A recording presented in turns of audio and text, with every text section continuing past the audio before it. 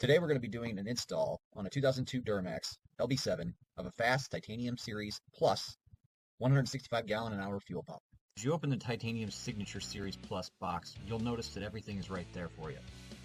You have your fuel line, you have your wiring harness, some zip ties, the filler neck return fitting, all of your O-ring boss fittings and dash AN fittings, bolts, the rubber grommet, the frame mounting bracket, the filters, and the pump body. Starting off, we'll put some dielectric grease on all the connections and install the relay. Then we'll put the cover on the relay. You'll have to grab the singular red wire coming off of the harness and install your add-a-circuit kit. Then you'll have to terminate both other ends with eyelets that also come in the box.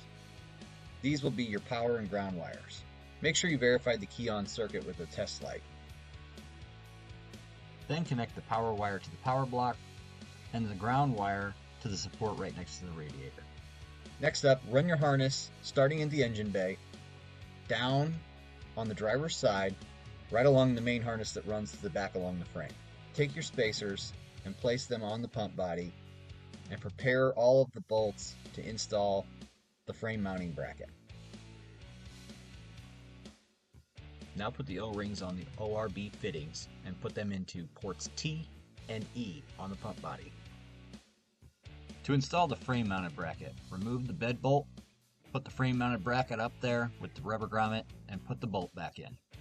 Once you get the filler tube removed, there is going to be a plastic inner insert in the filler tube that we need to remove so that we can cut the filler tube and install the return fitting. I like to use a set of hose cutters because it makes the cut more clean.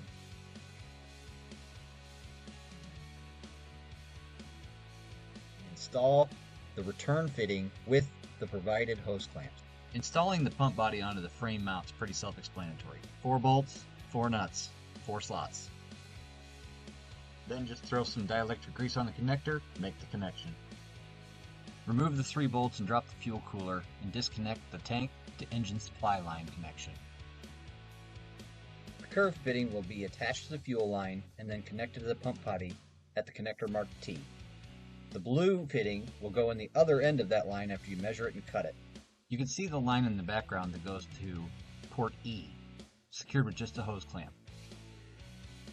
This little quick disconnect tool found at any automotive store makes the job a lot easier. Now secure the return line from the R port to the fitting in the filler neck. Make sure you route the fuel lines away from any crimp points or rub points and secure them with zip ties. Don't forget the O-ring on the pump body. If you forget it, it'll spray fuel everywhere.